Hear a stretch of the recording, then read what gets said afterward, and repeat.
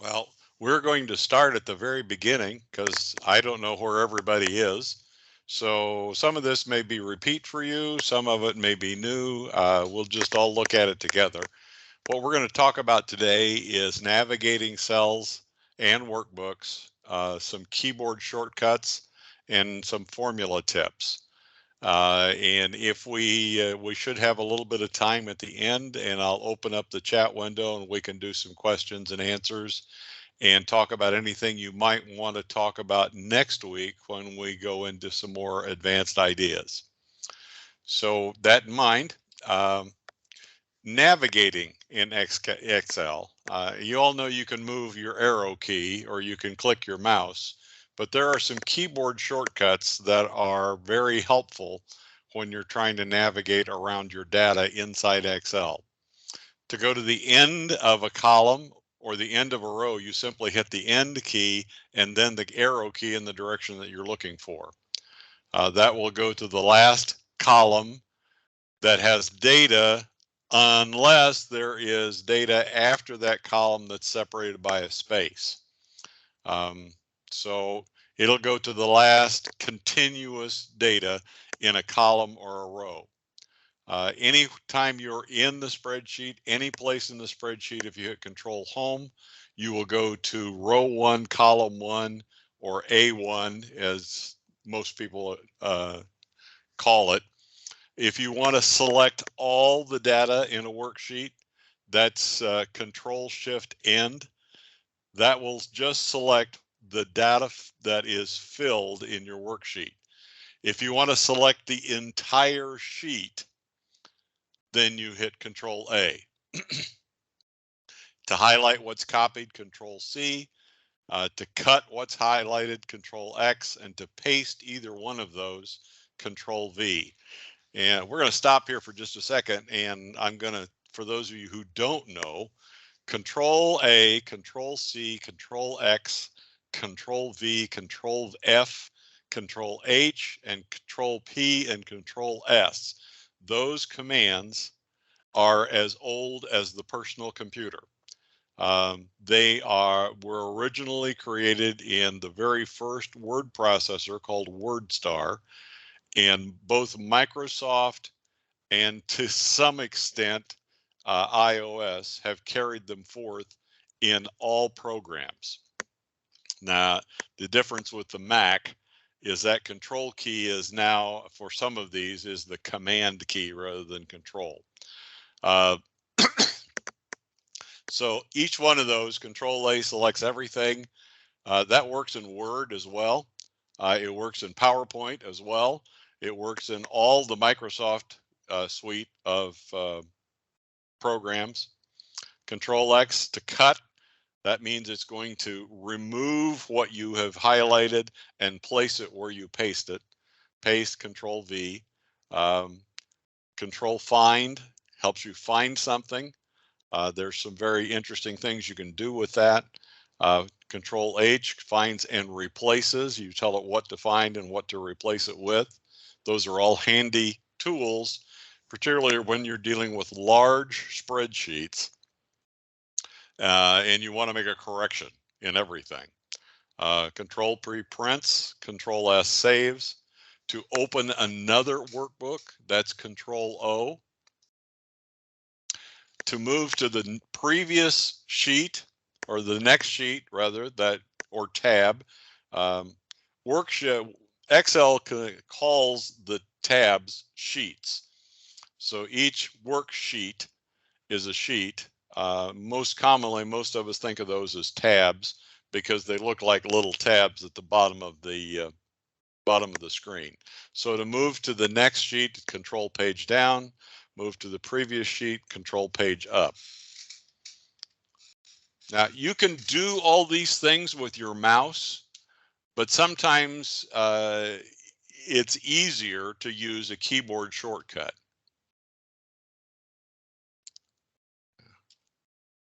So to select a range beginning with the topmost cell, and this is to select. If we go to the end, that's just end and down arrow.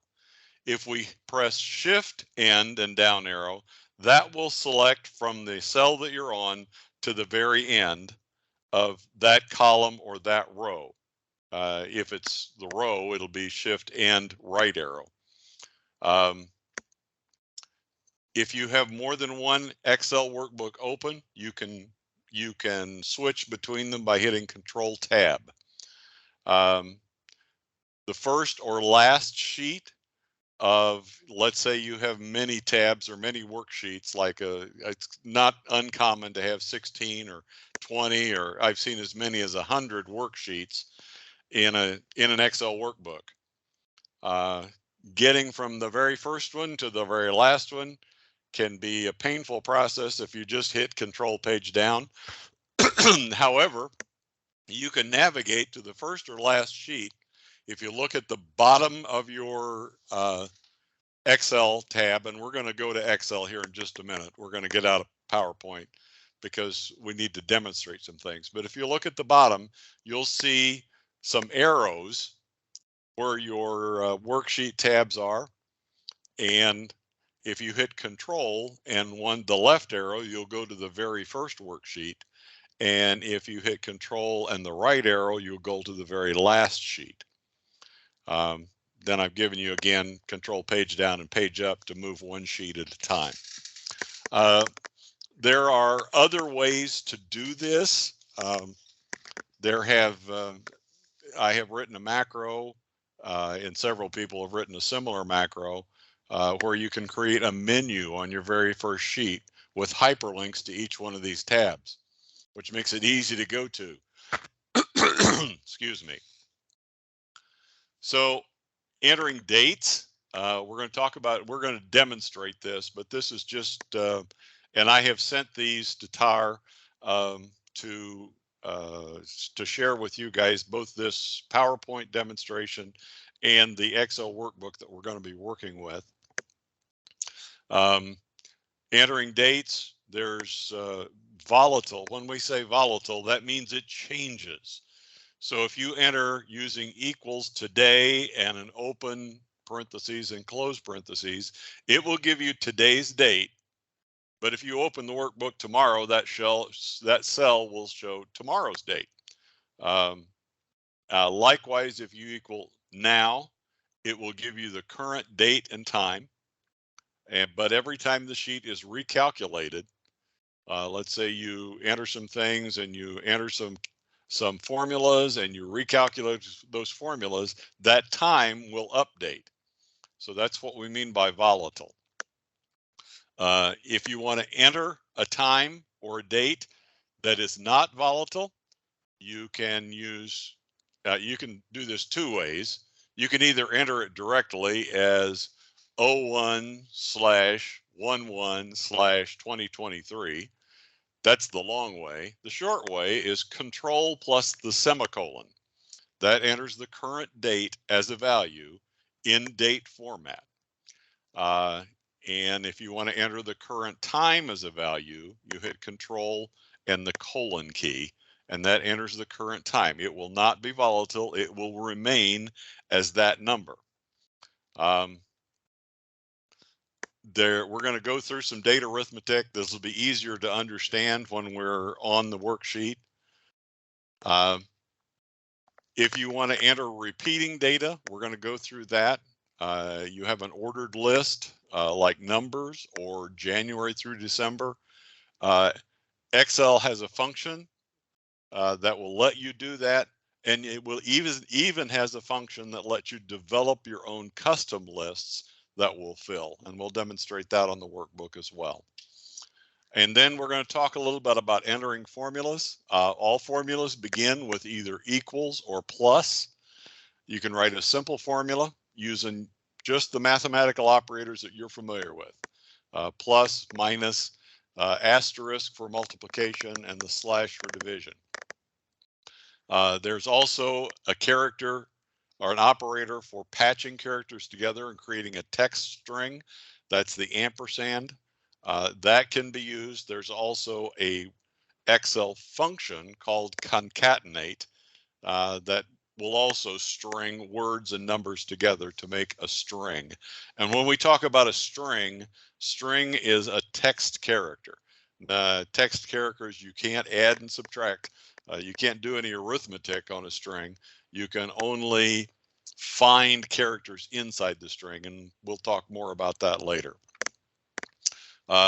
Excel has some built-in functions. If you don't want to use plus, you can use the word sum.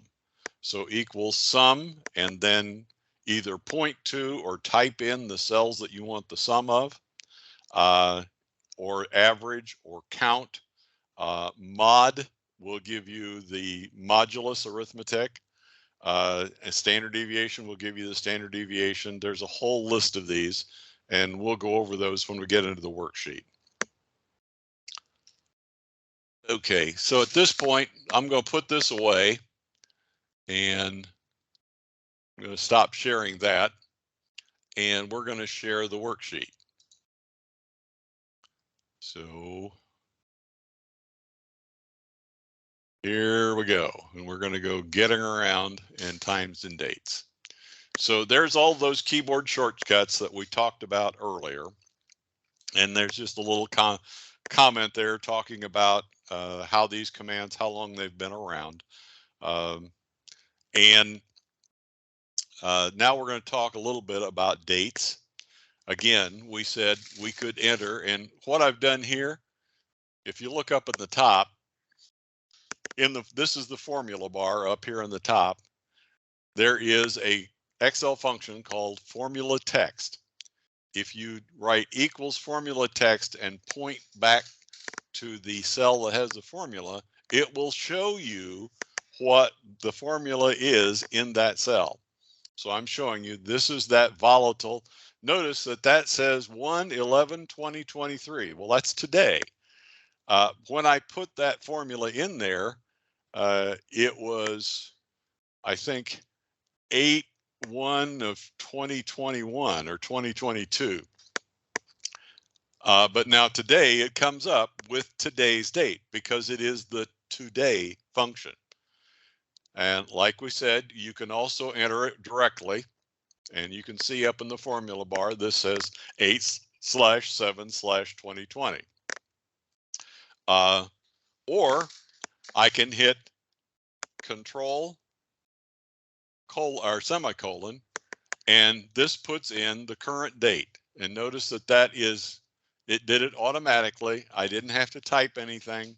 I didn't have to type the slashes. It's in the date format. And now let's talk about what we mean by date format. So this is exactly how Excel stores the date. And you say, well, that's kind of strange. Yeah, it is.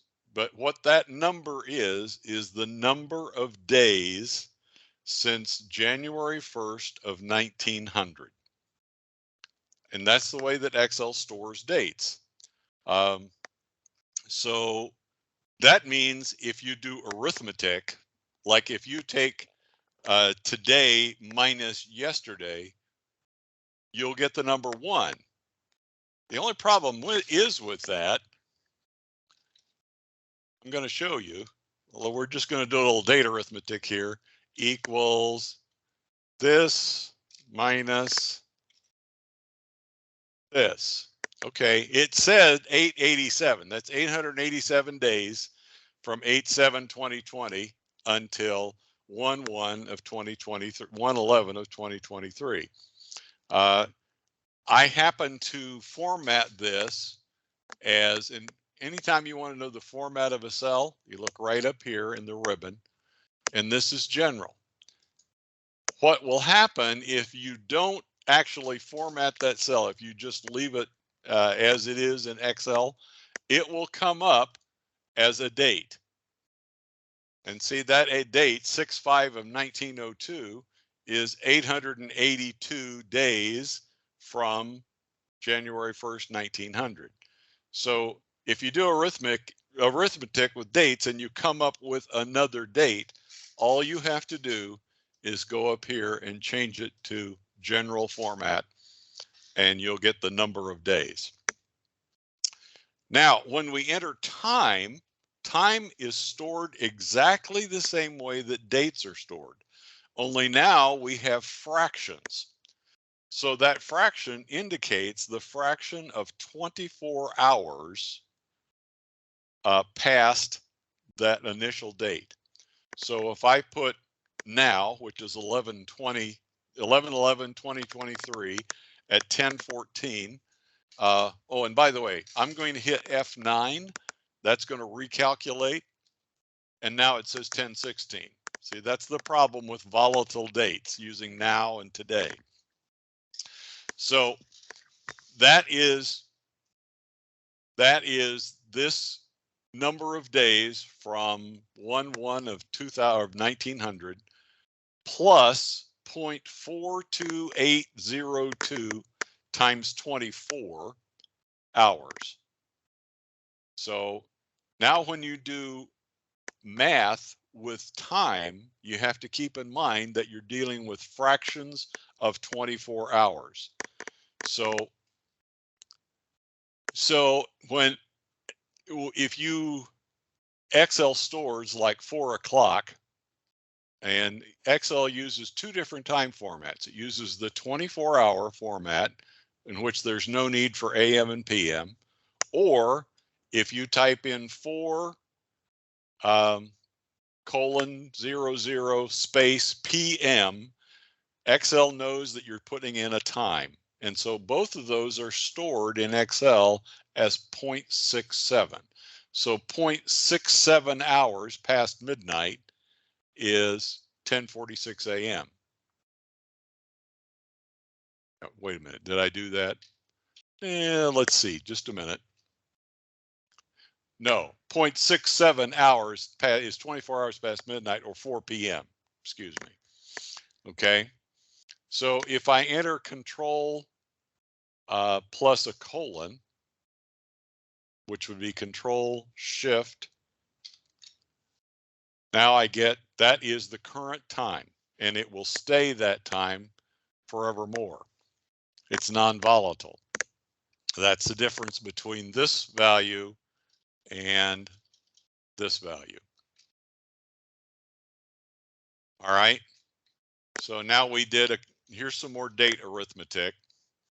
If you want to find the days between two dates, you just subtract the larger. You always start with, otherwise you're going to get a negative value.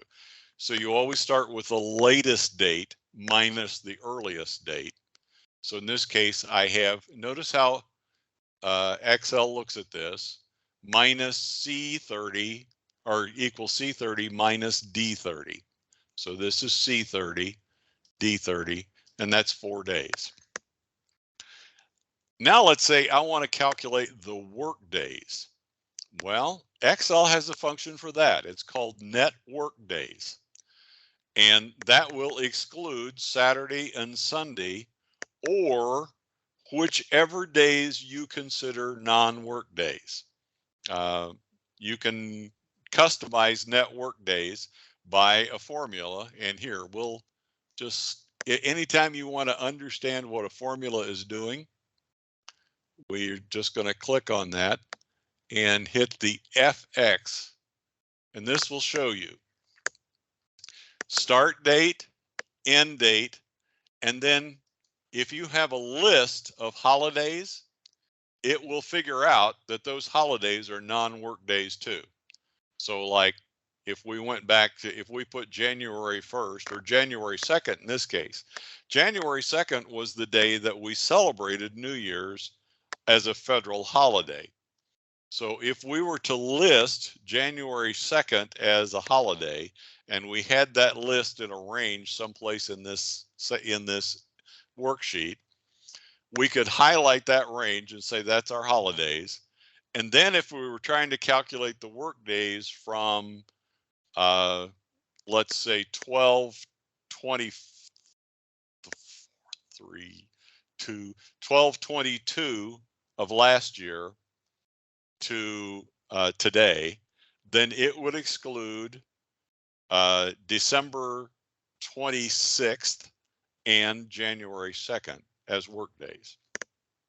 So you have to set that up. So let's say we put holidays in here. I'm just going to put, we're going to call this holidays. and we have 12/26/2022 and 1/2/2023. And what? Martin Luther King Day is next Monday, which is the 17th. That's not correct. Monday was the 9th, 16th. So 1/16/2023. Now, I'm going to do this net work days, and I'm going to add my holidays.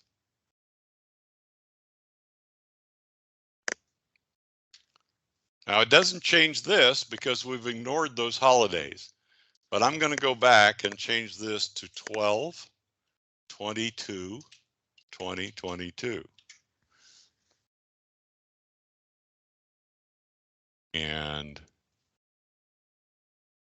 we're going to make this, we got to fix this now because I've got a negative number. So I've now made this the largest one and this the smallest one. So between 12/20/22 and 1/3/2023, there were 7 work days. So the math of that, there's more than 7 days between that, but we've now excluded Saturday, Sunday, Monday the 26th, and Monday the 2nd. So now we have, and if we were to just go over here and say equals this minus this, there were actually 12 days, but 5 days of those were non-work days. So this can be helpful for you if you're trying to calculate. I used this when I was working full-time when we were looking at lead times. And lead times were always calculated in terms of work days, not necessarily holidays and weekends. So if we said we could do something in 7 work days, and that order came in on 12/22, we were legally, we were on time with our delivery if we shipped on 1/3/2023. Excel also has a function for the end of the month. So this is EO month, and we'll go up here, EO month C32, which is 1/7 of this year. But now this is, notice it shows it in days. If I change this to date, it tells me that the end of the month is 1/31/2023. Now, this number back here tells you how many months to calculate. If you say 0, that's the current month. If you say 1, it will give you, and we're going to change this. Let's change this to 1, and it should give me February 28th. Okay. Likewise, if you change it to 3 or 2, it will give you March 31st, and so on. There is also an undocumented formula or function in Excel called date diff. And date diff works the same way as this does, only it has several different ways to do it. It says date diff between C33 and D33 in terms of months. It will give you 12. If I did it in terms of days, it would say, and let's just do that.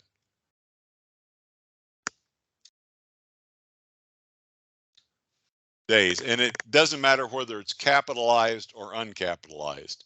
So this says that the number of days between those two dates is 366. But if I wanted to get the number of months between those two days, I do this. And if I wanted to get the number of months between those two dates, and I don't want to think about the year, then that's using the MD function. And that would be, there's only 1 month or 1 year difference between those dates. Not, yeah, okay. Time arithmetic.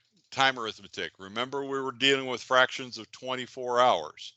So if 8:54 to 1:43 p.m., oh, that's a.m. Let's change that. All right. And then we're going to say equals this equals this minus this to get the hours between. Well, it's 4. Again, see, this is what happened. That came up with 4:49. Well, that's 4 hours and 49 minutes. And that 4 hours and 49 minutes in fractions is 4.81 hours. So if you're calculating like an hourly wage or an hourly rate, you don't really want 49, you want the fraction. The fraction will, now you can multiply times a rate and get an exact amount. So that is basically this E27, this value times 24. And if you needed to get the seconds, you just have to think about the arithmetic. Well, how many seconds are in an hour? Well, there's 60 times 60, 3,600. So now you have to do the math to do that. So let's go back up here, and sometimes you get dates, particularly from mainframe computers or large database systems that don't look like dates to Excel. So you might get a date that looks like this. And notice this says date, but it really isn't a date. So there's an easy way. If you got a whole column of these, you can just highlight the column, and then you go to data, text to columns, and it's a fixed width, and that width is going to be 10, and next, and it's a date, and wait a minute, let me go back. Let's just do delimited. This is easier. So that delimiter, you push other, is this. And notice what happens down here. When you tell it what the delimiter is, it says, okay, that means every place there's a dash, there's a separation. And now we're going to go next and say, this is really a date. And you finish. It says you already data here. Do you want to replace it? Yep. And now, oh, that's not good. That's because Excel already looked at it as date. Oh, yeah, there's our 8/5/2022. It's separated out. I'm just going to go back up here. This is a little trickier because there are really no separators between 8/05 and 2022. So now here we have to use a date value, and now we're going to, this is a string. This is not numbers, this is a string. So date value, I want at the left, the first character, and slash, and mid. I want to go to the middle of the string, starting with this string, starting at the second value, going 2 characters, that's 05, and our slash, and right I want the last 4 characters, right? Right, that, and I want the last 4. And then I have a parentheses to close. And now it comes up with a date. Notice that that's formatted as a date. And because Excel, now the problem is I don't really want to type that all these places down. So we're going to talk about filling data down. So once I get that formula like this, if I hover right here where the arrow turns or the pointer turns to a black cross and double click, that formula gets filled down as far as there is data to the left of it. So now I have all these dates filled in. And once I do that, let's say I don't need this anymore. What I can do is I can highlight those dates. I hit Shift End and down and hit Control C, copy them. And then I'm going to go. Now, Excel allows you to paste special. So I really don't want to paste these as formulas. I want to paste them as values. Okay, notice they're still dates. And now I can just delete these and my dates are here. Of course, my formula text doesn't mean anything now. So anytime you need to convert something and using a formula to do it, but you don't want to keep the original data, you can convert your formula to the values and then delete your original data. Much easier. Let's talk about filling down. Okay, I'm going to delete these right now. And I'm also going to delete these right now. So let's say I have January, February, March. I can take that same handle and drag it down to, notice over here to the right, you see what month you're at. So now there's January through December. If I kept dragging that down, it would keep repeating January through December as long as I was pulling it down. Okay. So likewise, if I have 1, 2, 3, I can drag this down. Let's just go to 20 down. Okay, so now I have the numbers 1 through 20. Here I have a formula. C2 times 2. So now this is 2, 4, 6. Likewise, I can hover here until my arrow or my cross turns black, double click, and now that will copy that formula down as far as there is data to the left of it. Okay, I'm gonna stop for just a minute, and I'm gonna stop sharing and turn on the chat window and say, yes, you will get a copy of this presentation. So are there any questions to this point? I know I've kind of gone through a lot in a very short time. I've got a couple more things to go over today, but I don't want to confuse anybody. So let's stop right now and see if there's things that we need to answer. And if you have a question, be assured that that's probably in somebody else's mind too. So don't be afraid to ask it. There's no stupid question. There really isn't.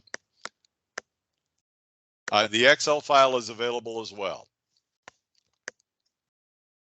I sent both of them to Tahir this morning.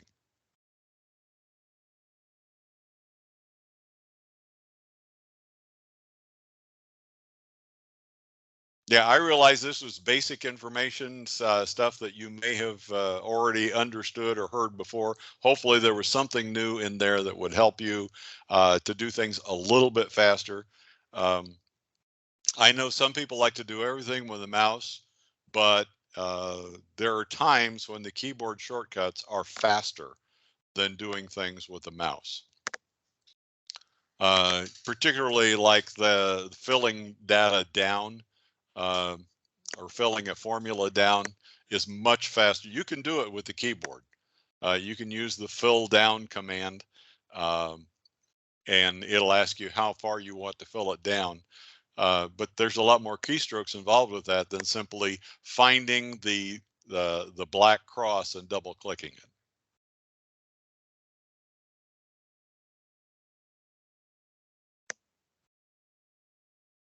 Okay. So one of the reasons that I learned about date conversions, in the job that I had before I retired, we used an AS400, a MIDI computer, if you will, and it stored data in a particular dates, just like I showed you, 05, 08, 2020, as one long text string rather than a date format. So all of our accounting uh, that got invoicing or shipping information or whatever that went to the accounting department, those all had to be converted. So I created some macros to do that for them. And that's how I how I wound up using the date conversions. Okay, no other questions. We'll just go back to our Excel file and we'll talk about entering formulas. Now, if you have a range of data that uh, you want to do a lot of different calculations on, it makes a lot of sense to use that as a named range. And Excel has a function. If you highlight this, you look up here in this box up in the left, that's the name box, and it says that's data. If I hit Control G and notice the named ranges here and click data, it goes to that highlighted range. So now I can, rather than highlighting A5 to A22, I can call that just data. So how I created these numbers, except for this one I typed in, was I used this formula, equals random between 20 and 50. And what that gives you is a pseudo random number. I say it's pseudo because anytime you generate a random number, it's not really random. It's a kind of a computer algorithm. So this generates a pseudo random number between that lower value and the upper value. So I generated all these numbers, and down here I said equals sum of data. Well, did the same thing over here, equals sum of data. This is the average of that data. Now, and this is the count of that data. But there's an interesting thing about the count function. It only counts numbers. So if I highlight this, let me go highlight data, and you look down here at the bottom, it says the count is 18, but this says 17. So count function only counts the numbers. If I want to get a count of everything, I have to use count A. Count A counts every cell that has something in it. Now the problem with that is if you've got a formula in that cell that the answer to that formula is blank, it's going to get counted, because even though it's blank, because there's something in that cell. So count all will count every data that has something in it, either a value or a formula. So we're going to talk about these functions here. So if you need a formula, so this right now, this is this function, if I hit this f of x, it's going to show you how this function works. Okay, it says that that's between the bottom and the top. So if you try to enter 50 first and 20 second, it's going to give you a I don't know what you're talking about. Actually, let's try that. Let's just try random between, and we're just going to do this. Random between equals rand between. Notice Excel understands what you're trying to type. And I'm going to say, this is bottom. I'm going to say 50 and 20. Gives you an error because it's always looking for the smaller number to be first. So whenever you use random between, it always starts, well, I've changed that to,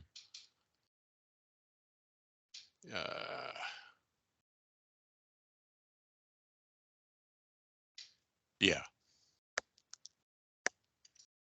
It always is going to use the smaller number first.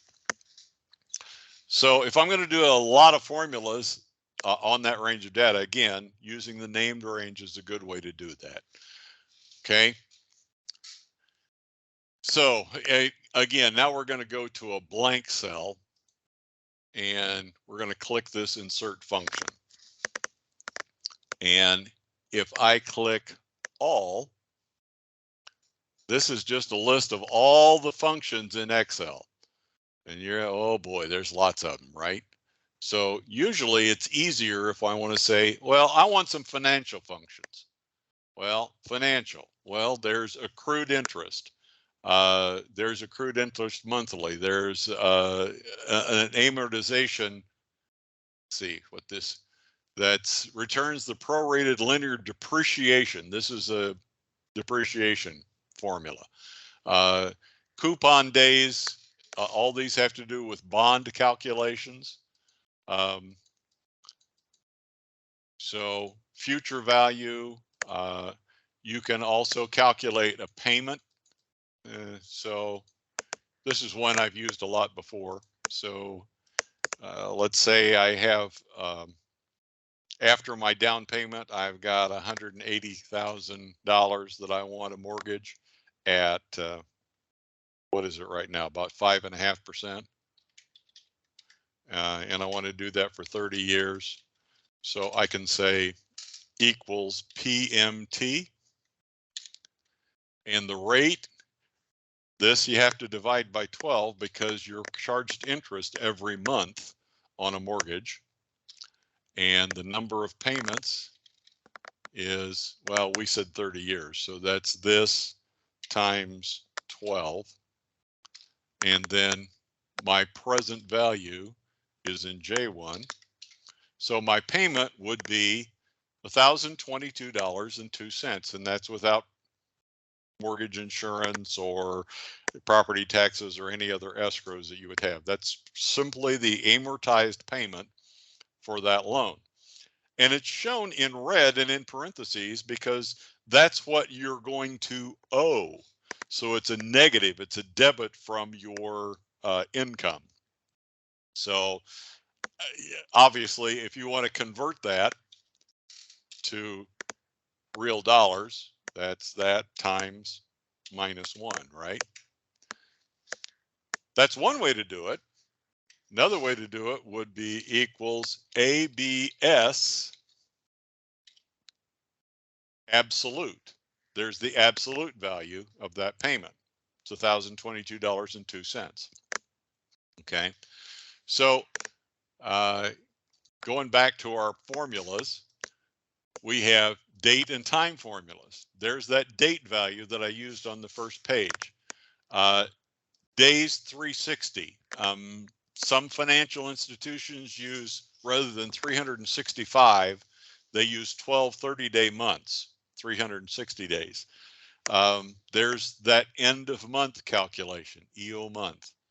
I'm thinking about ones that you might use. Hour. If you have a date serial, like between, if we do that date arithmetic, rather than times 24, you can calculate the hour, the actual hour. If you want to do minute, you can do that. There's our net work days. There's net work days international. There's that now function that gives you the volatile time and date of right now. Time equals, it was going to give you the volatile time, just not the date, just the time. And time value converts a text string into a real time value. There's today, there's weekday and week num. Let's illustrate, those are useful for you. I'm going to illustrate that for you just a little bit here. We'll come over here and we'll let's start with yesterday or Monday, which was 1/9/2023, and 1/10/2023. And now I can highlight these two, and remember I can fill those down. I got to have two of them. Otherwise, if I drag just 1/9, it's just going to copy 1/9 down. Okay. So now I said equals weekday. Got to spell it right. Weekday. This. Now it's going to say, well, what do you want? Is number 1 Sunday or is number 1 Monday? So I'm just going to say 1 because that's the way most of us think. So that tells me that the weekday is the second day of the week, or Monday. And now I can highlight this. Come on. So now this comes down. Sunday is the 14th. The 15th, or Sunday is the 15th. That's the first day of next week. This other function equals week num.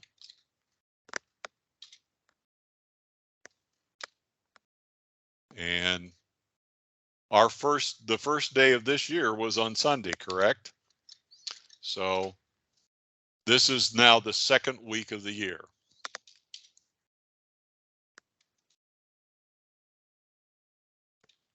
And this is week number. So if you do things, if you do certain calculations or you track things and you have dates and you want to convert them to week numbers, then you can convert and it'll go from 1 to 52 or 53 depending on when you start. Okay. So again, we can do our multiply, divide, add, subtract just like this. So if you see these things on the internet that show, 8 plus, and then 8 times 3 minus 4, and what's the answer? Well, you know what? If you type that into Excel, you'll always get the right answer because Excel uses those arithmetic function order, which is parentheses, exponentiation, multiplication, division, addition, and subtraction in that order.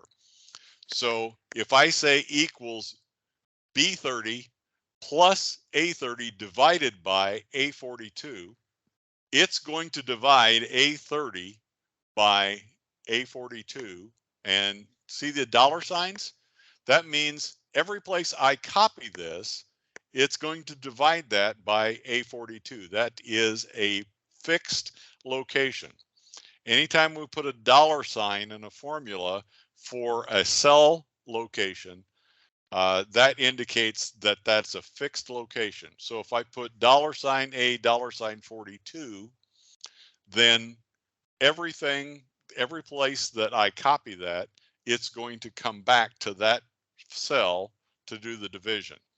If I were to put $A42, then it would always use column A in the 42nd row to do that product, no matter how far to the right I copied it.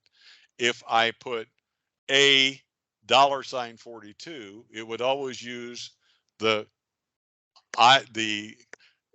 column A, and then whatever that cell number was, it would copy that across. So it would change every row, but it would always divide by that first column, A.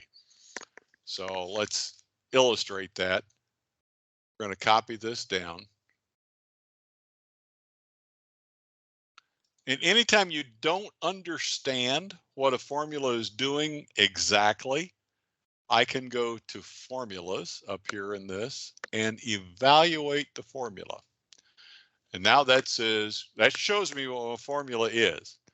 And it says, okay, what's evaluate? Well, the first term is 28 and the second term is 38 divided by 340. And if I evaluate again, it's going to say that 38 divided by 340 is 0.11764. And then finally evaluate it. That comes out to what the answer is in this formula. Now, handy thing to know, if your formula keeps giving you an error, you can use this function to find out where the error is, because it will evaluate it until it gets to the error and then show you where that error is. That's very handy if you're trying to write a complex formula particularly. So let's do another one here. And let's say equals B30 plus A30 divided by A30. And then to put the dollar signs in, I can hit the function key, F4. If I hit it once, it puts dollar signs in front of both. That means it's going to be exactly like the formula above it. If I hit it again, it's going to put the dollar sign by the row. And if I hit it again, it's going to put it by the column. So now what this does, I'm going to copy that down.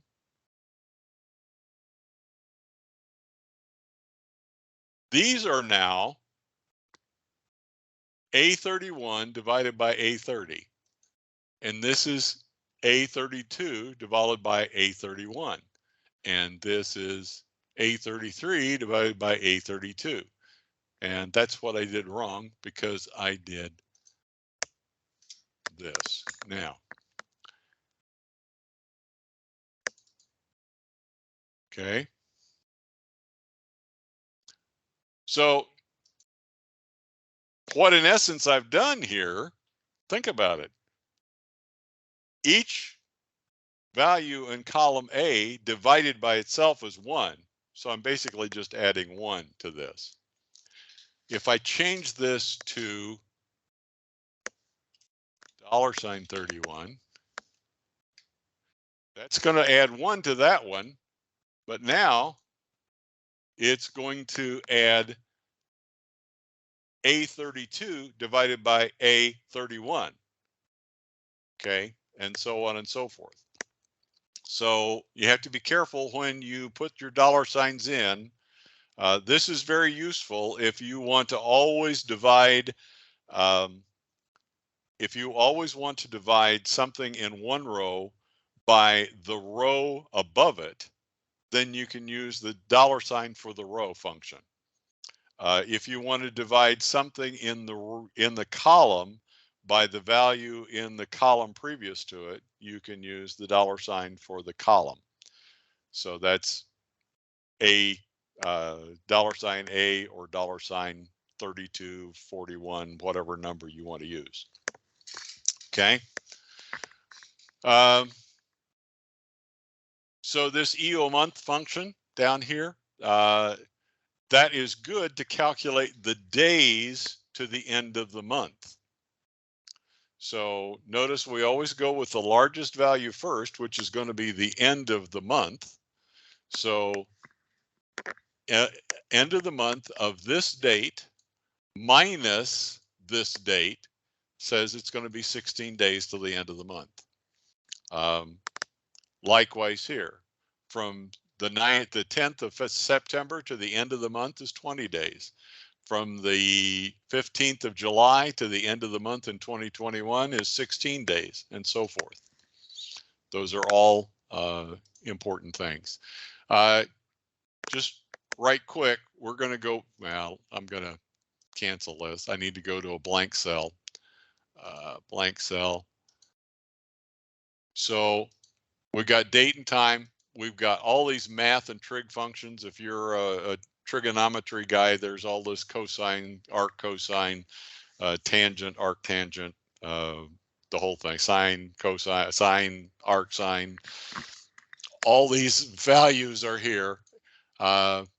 Degrees, exponential, there's all kinds of, and each one of these, if you go to it, it's going to explain what it does.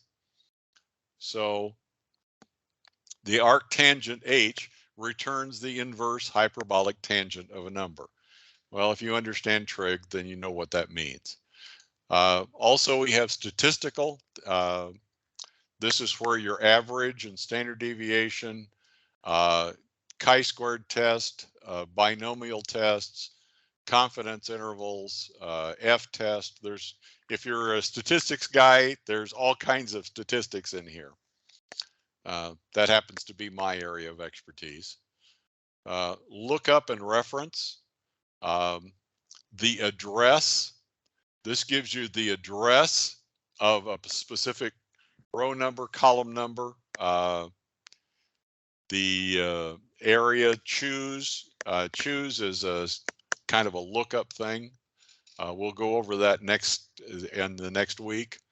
Let's see, where are we on time? Oh, I'm about out of time. Okay, I'm going to stop at that point, and I'm going to cancel this. I'm going to go back to the screen, open up the chat window, and ask, are there any other questions? How can you get a definition of all those functions without clicking on them?